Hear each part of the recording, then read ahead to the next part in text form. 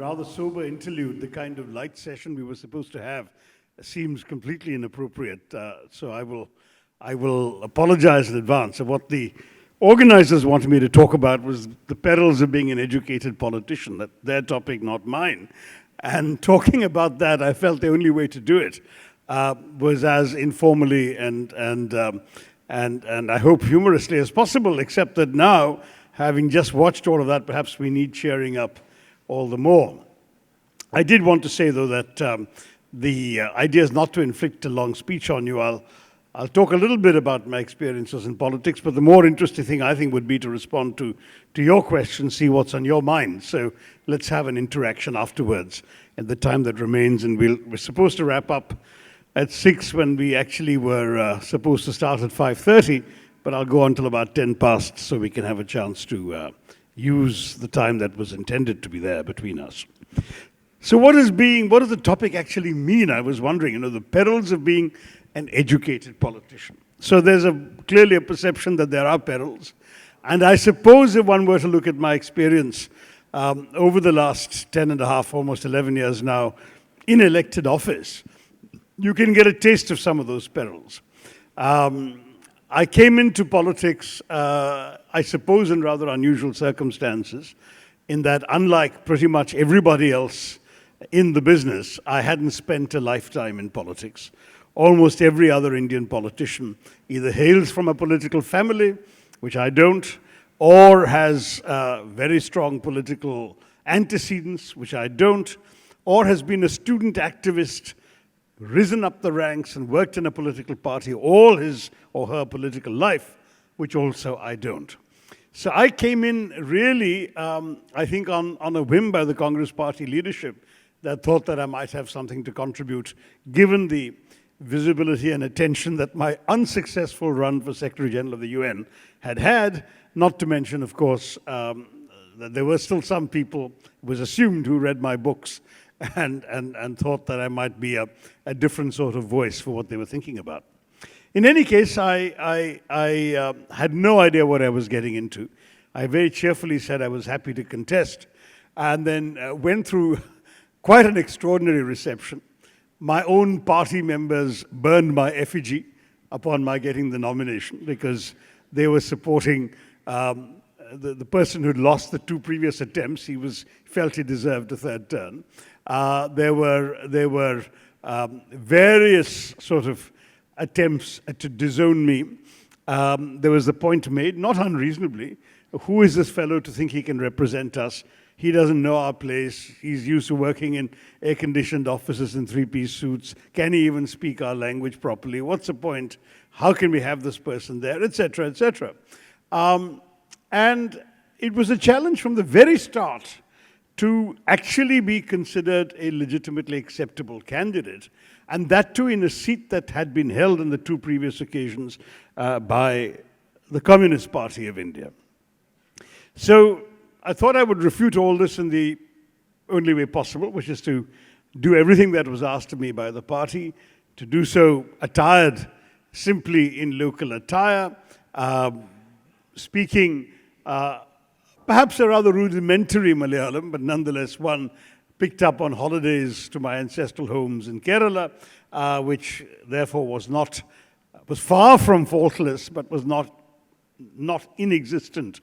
And then and just go out there in the hottest month of the year, the hottest times of the day, talking to people and explaining to them that I hope to give them voice. And of course, the attacks on me about my inadequate Malayalam were actually the simplest to refute, because I simply said to them in Malayalam after listening and talking to people for a while, that as you can see, I have enough Malayalam to understand your needs and your aspirations.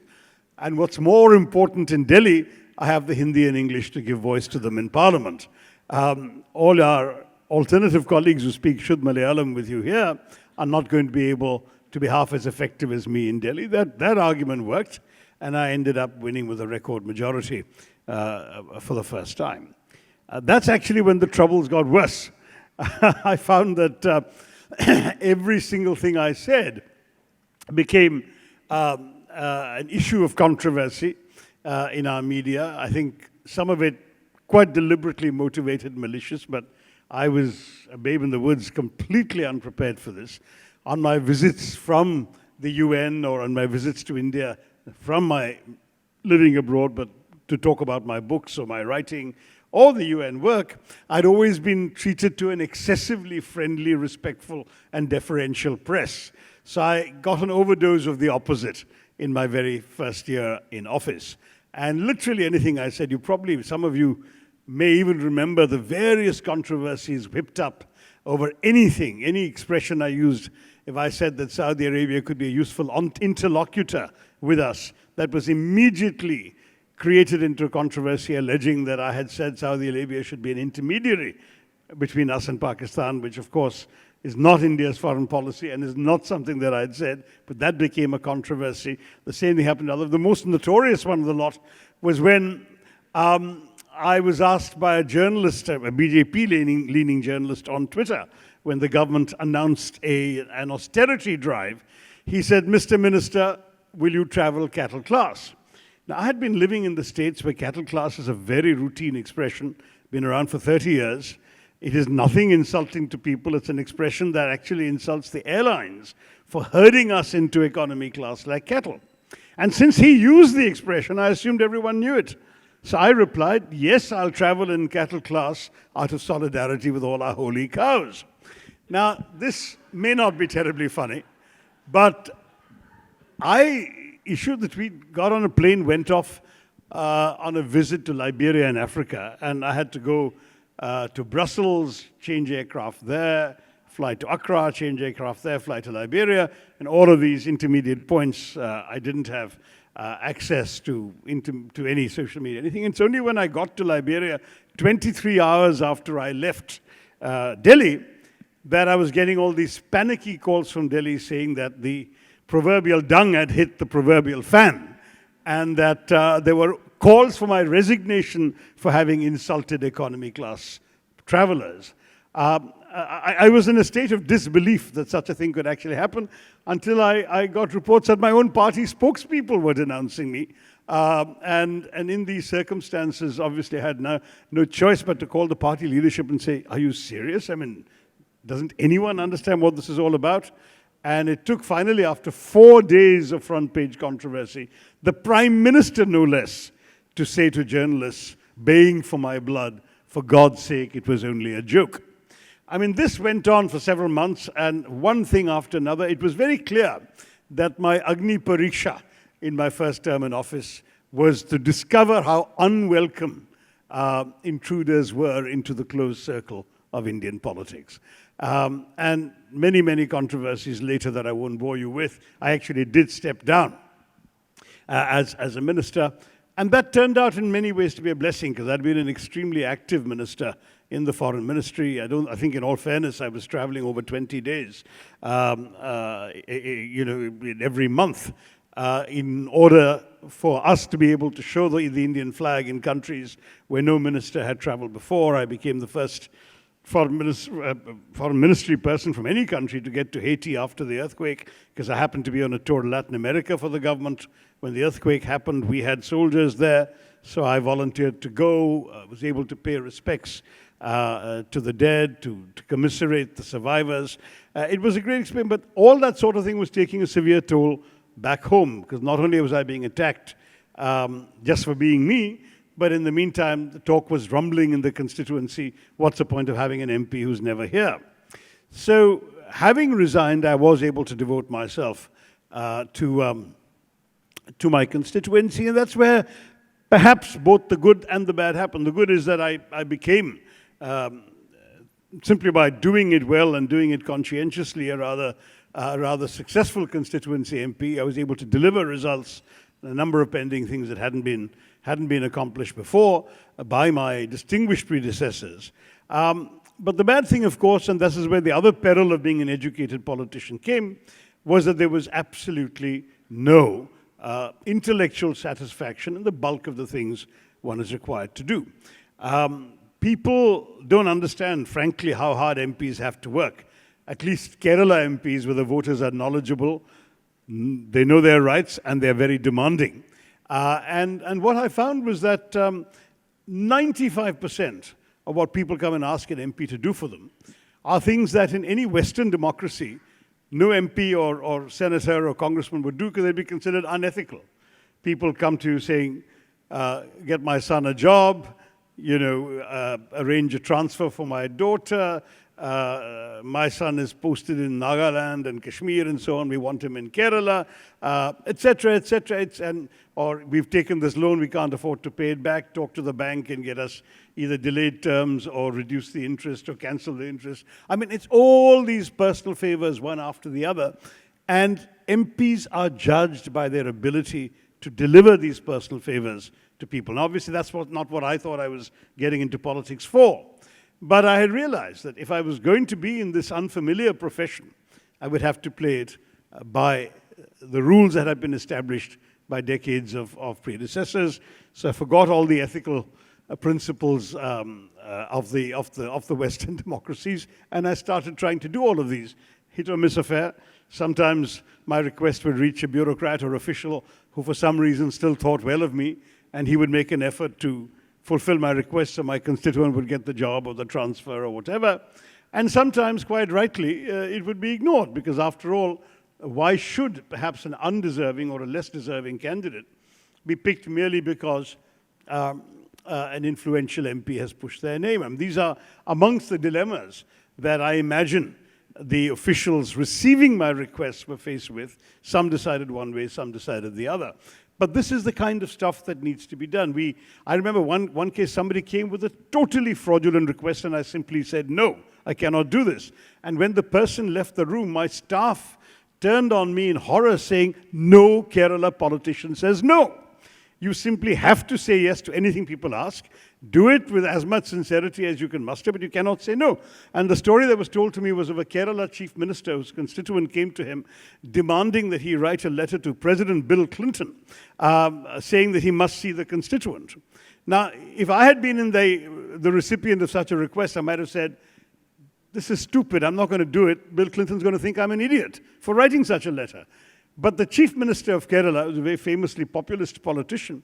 He knew that what Bill Clinton thought of him mattered far, far less than what his voter would think of him. So he wrote the letter. And I'm sure it never reached Bill Clinton, but he had consolidated the loyalty and the allegiance of that particular voter. So that was, and this particular politician was also notorious for, you could reach him at 2 a.m. to get somebody out of jail. You could chase him into his bedroom to hand him a petition. And that's the kind of standard of democracy that Kerala politicians have got their voters accustomed to. What were the other perils of an educated politician? I think they became even more apparent. I came back into government, as you all know, discovered that being a minister of state has considerable limitations. As I found myself tweeting one day, being an MOS is rather like standing in a cemetery. There are lots of people under you, but nobody's listening. And that essentially summed up my experience in ministerial office. I realized that there's very little you can do in situations where really all the authority is concentrated in the cabinet minister. In the case of the foreign ministry, it was different because, at least at the beginning, during my 1 year there, allocations of responsibility were pretty clear. And so I was the de facto minister for Africa, the Middle East, Latin America, the Hajj, passports and visas. All of that came under me, and the files stopped with me. Whereas I think after I left, even that ended, and the ministers of state still had to send that back up to the minister. And this again shows the limitations of our system. If you come in with a track record and experience in administration or diplomacy or whatever, and you think you can just transfer that seamlessly to a governmental environment where the rules are different, you've got another thing coming. But then, as I said, there were other lessons to be learned. We got into opposition in 2014. I survived my election only because of that constituency work that I told you I was able to do. For example, there had been a national highway bypass that was meant to be built between Trivandrum and the Tamil Nadu border, where the marker stones had been laid on people's land 40 years previously, but for one reason or the other, the project had not been able to be built. And these people were stuck because no one would buy their land, since people said, your government's going to take over the land any minute now. And they came to me saying, can you either get the damn project cancelled and get these stones removed, or can you get the road built? And I thought the latter was a better idea, so I hassled a number of my colleagues in the UPA government, got the road cleared, got it included in the government's budget, and then with that, when that was done, ensured that the first checks to buy the land where the stones had been put down actually changed hands before the 2014 election. Otherwise, I was quite sure that the victors would claim all credit for having unblocked this logjam of the preceding 40 years. But anyway, so I did that, and that's the kind of thing that helped me win the votes of people. In a very tough election year, I was able to survive with a massively reduced majority, come into Parliament. And then, of course, we were so depleted in numbers that the opportunity to speak in Parliament and challenge the government became very important. And there, too, you could see some of the conundrums that educated politicians faced. One was undoubtedly the fact that, that our system means that, and this is a system we've essentially copied from the British, and I do consider it a peculiar British perversion to elect a legislature in order to form an executive. To my mind, that completely betrays the entire principle of separation of powers, because, say, unlike in the US, here, once you form the government with a majority in the Parliament, or in the Lok Sabha at any rate, you essentially don't care anymore about whether what you are proposing makes sense, whether the laws you're writing are comprehensive and accurate, because whatever you propose, you have a brute majority that acts as a rubber stamp for you. And that I found immensely frustrating, because we would have these debates in which the opposition would make very sensible and commonsensical suggestions. It wasn't just a question of policy preferences. But I'll give you one minor example.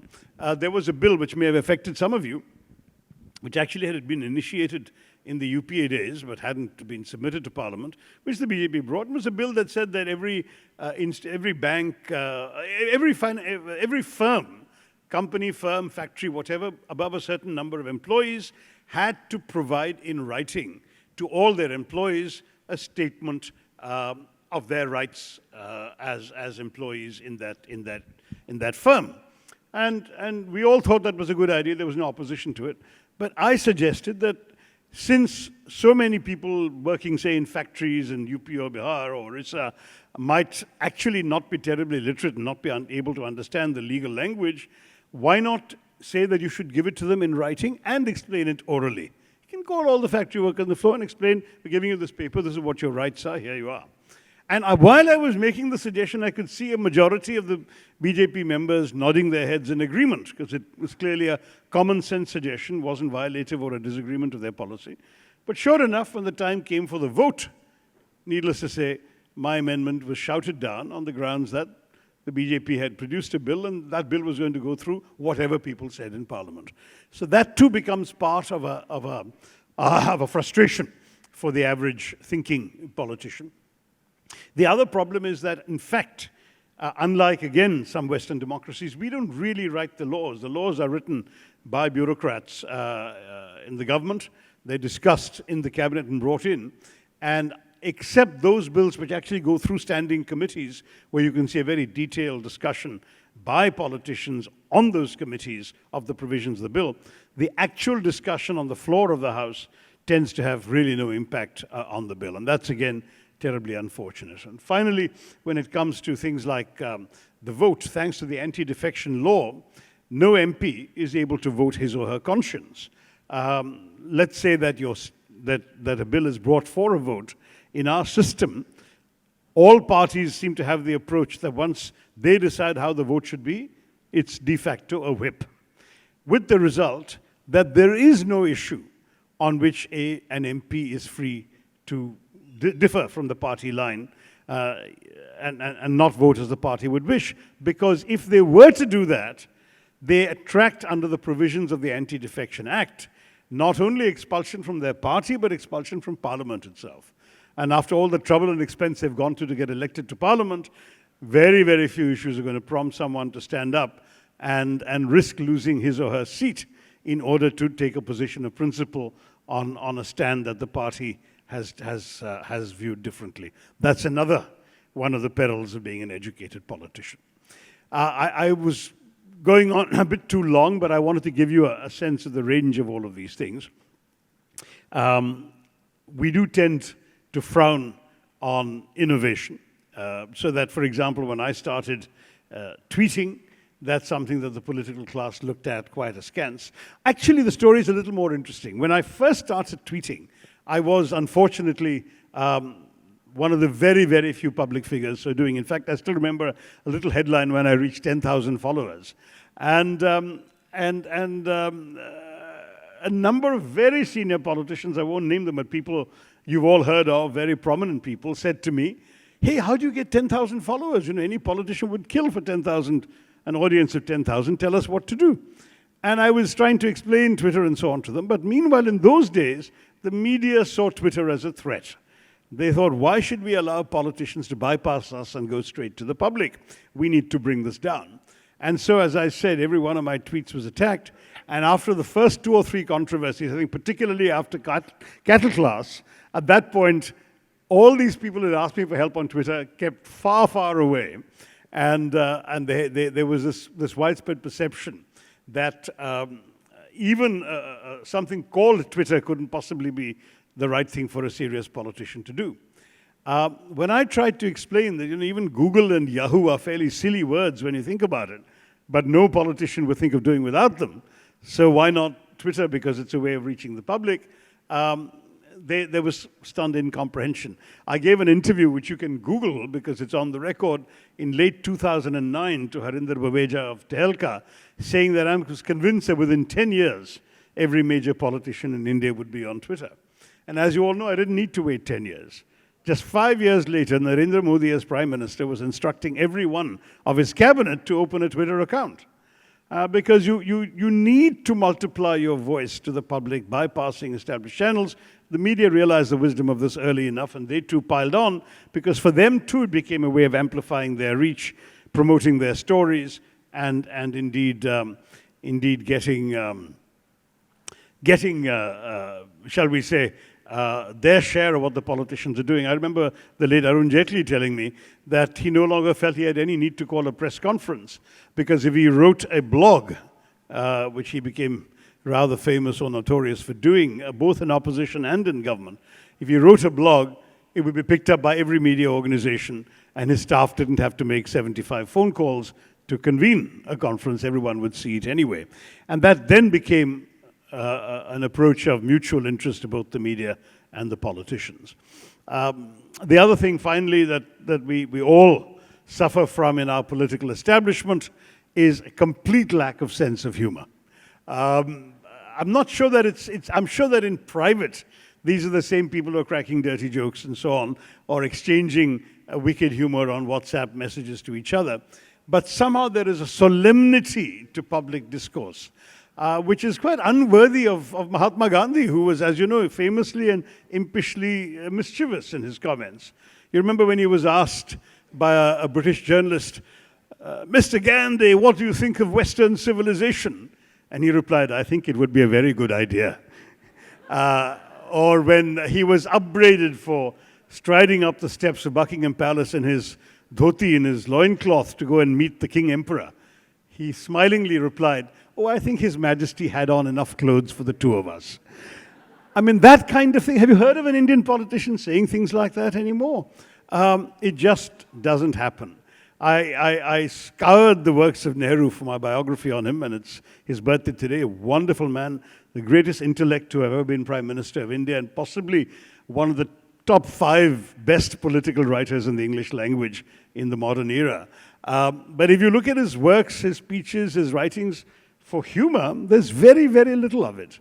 I remember the one comment that I think was really sharp and witty was when he said in America, sort of with undisguised culture shock in 1949, he said, one must never visit America for the first time, which I thought was rather clever. But in private, I'm told he was a very amusing dinner companion, charming, entertaining, would mimic people, was just a lot of fun, got along with all sorts of people.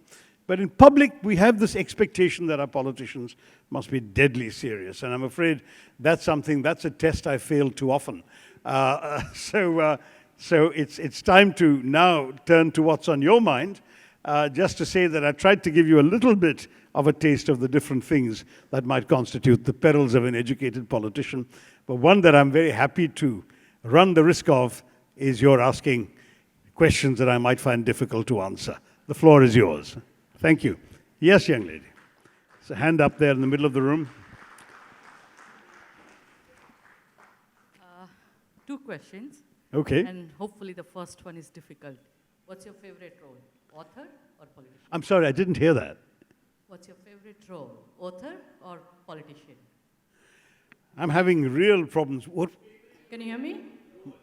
Your role as an author or politician? I see. Yeah, that's much clearer. Thank you. Sorry. For some reason, I just couldn't hear you the first time. Look, I mean, I'm a human being who has a number of reactions to the world I see around me, some of which I manifest through my writing, my comments, my columns, and so on, and some of which I manifest through my work, whether it was at the United Nations, where I worked for refugees, I worked in resolving a number of international problems, I was in charge of the peacekeeping mess we had during the Yugoslav Civil War.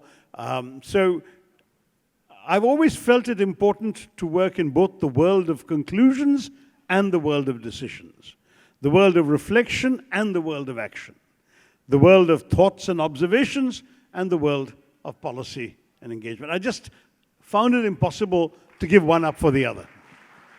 So one last comment is, I'm a lawyer, and I heard your comment that, laws in this country are made by bureaucrats without lawyers' help.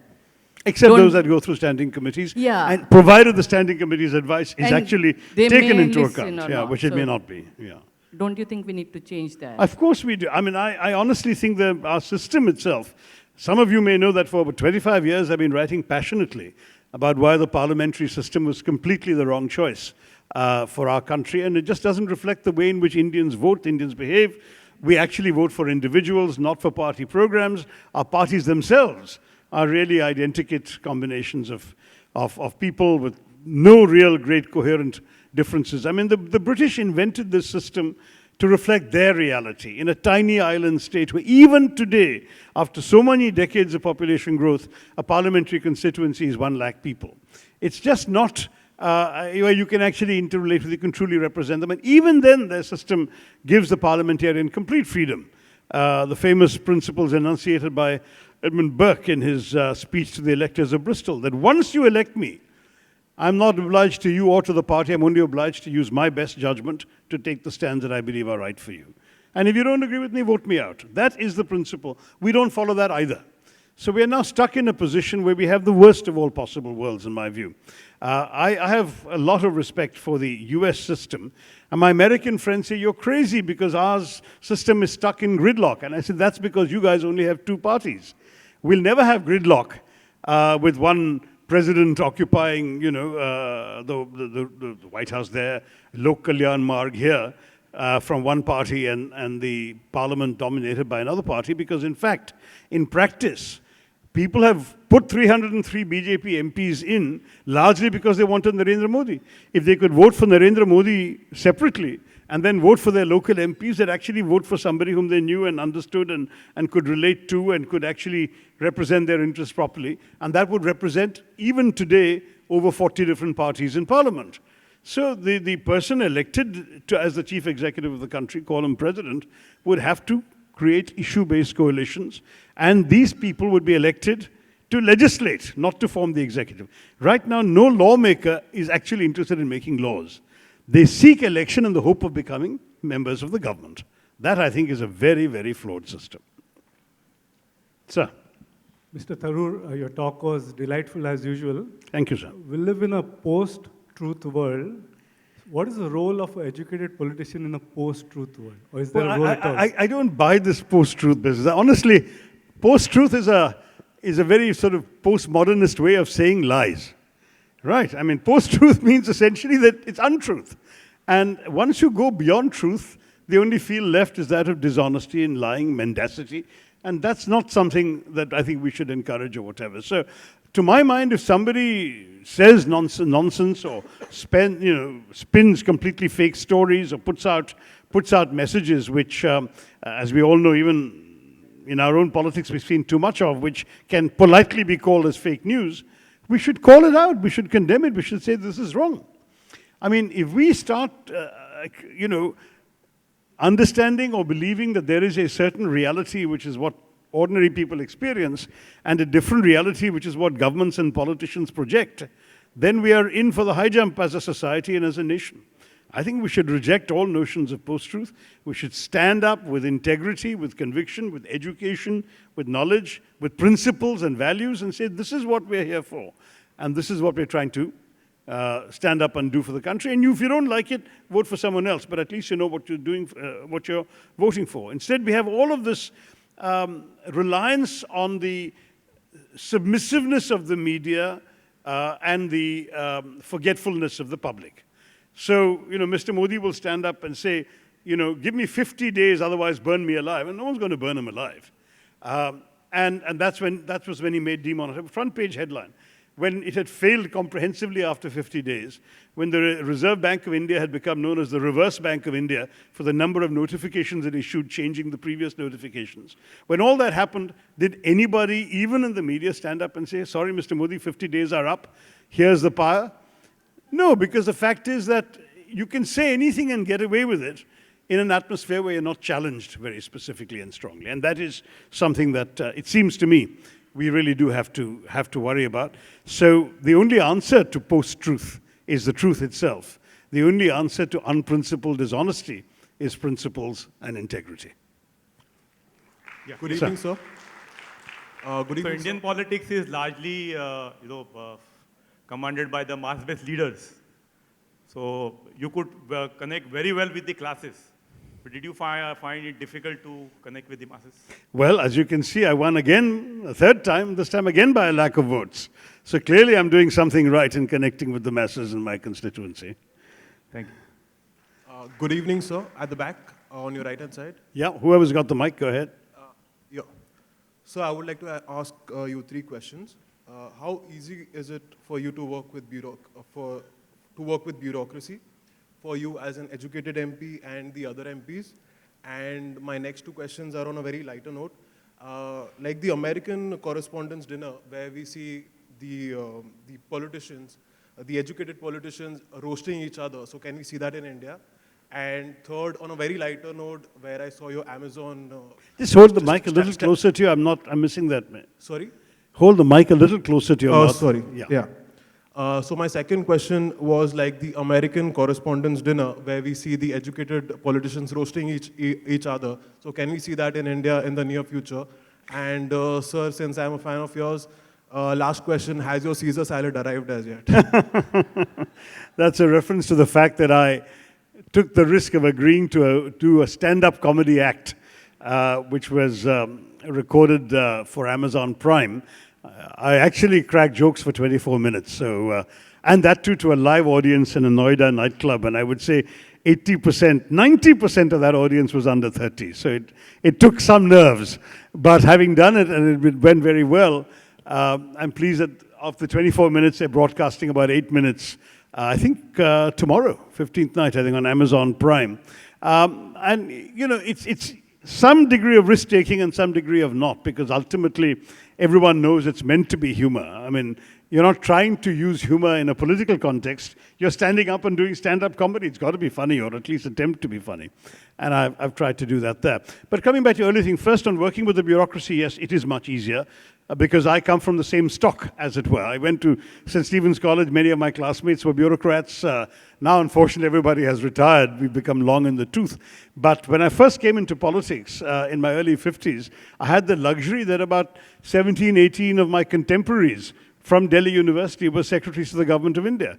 And I was able to get a lot of favors done for my constituency that way as well.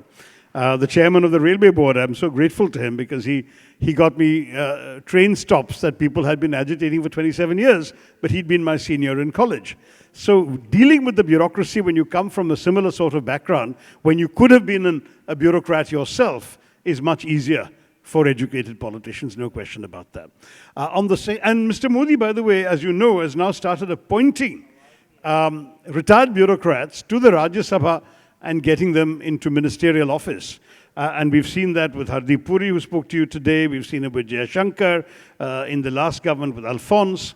There have been a number of people who are all IAS, IFS, IPS as well, R.K. Singh, Suryaveer Singh, etc., who have served in ministerial office because Mr. Modi trusts bureaucrats more than he trusts politicians to deliver on his commitments. So there is something to be said, again, for looking at how the system is supposed to function. We're supposed to have a clear, watertight distinction between the permanent civil service on the one hand and the elected political class on the other.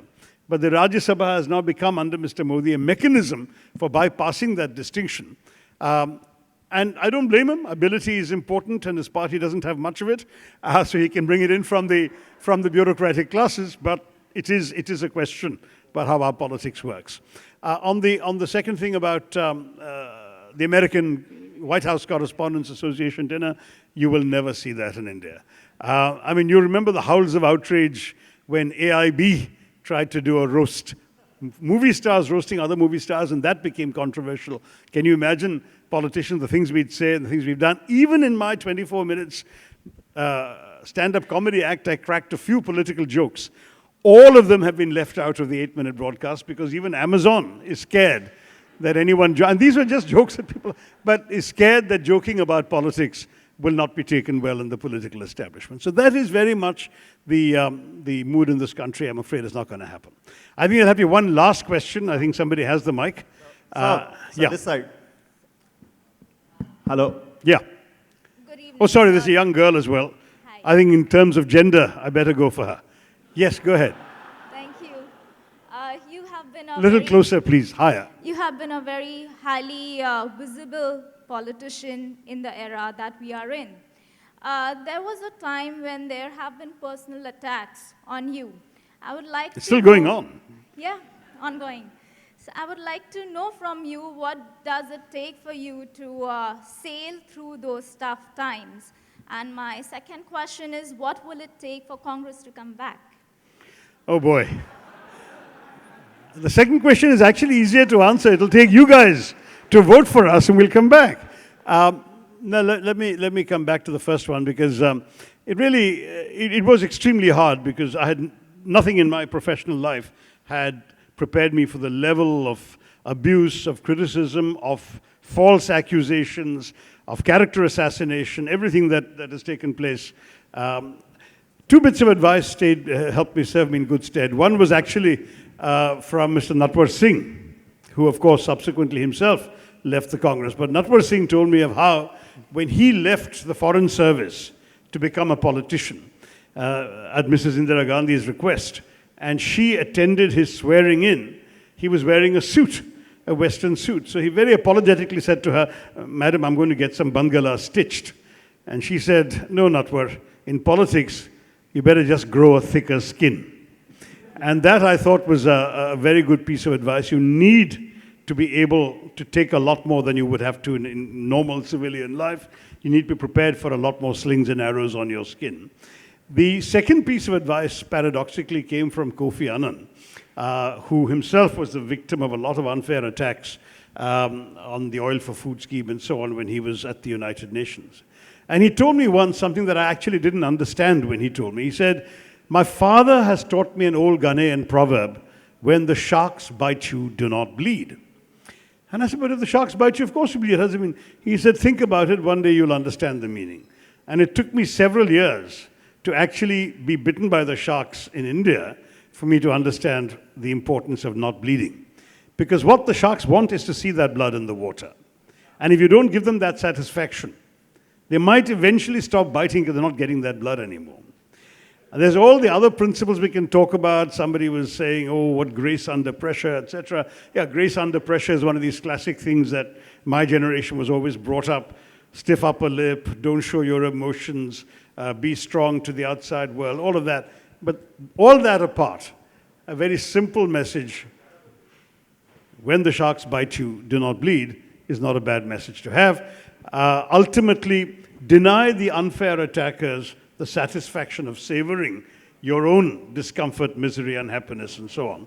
And therefore, I simply reacted to all of this by continuing doing my job, and in fact, doing more than my job, making speeches, writing books, putting my point of view across. And I thought that was the best way to respond, because if I allowed them to define me, and I allowed them to crush me, then I was being untrue to myself, which is something I didn't want to be. Thank you all very much. You've been a great audience. Take care. Ladies and gentlemen, Dr. Shashi Tharoor. Okay, so before I let you go, I have one last question that I want you to answer. You've given us so much food for action and reflection. Leave us with the word of the day. Well, I actually just did this a few days ago on social media, which is a kid asked me precisely this question, a school kid, and I said, listen, there's only one word I'm going to give you, and it's not a long word, it's not a new word. It's read. Because I didn't acquire a vocabulary by mugging up dictionaries. I just read widely and extensively. I grew up in India without television, without computers, mobile phones, Nintendo, PlayStation. Books were my education, my entertainment, my escape. And frankly, if you read widely enough, you will acquire a great vocabulary. And if you come across the same word in 3 different places, 3 different contexts and usages, you'll understand very quickly what it means, how it's meant to be used. And that's essentially how I've built up my vocabulary, and everybody in this room and their children at home can do exactly the same thing if they will take the time to read. Well, then I have 4 words. I promise to read. Ladies and gentlemen, Dr. Shashi Tharoor, once again. Thank you you so much, sir. Have a great rest of the evening. Thank you so much for joining.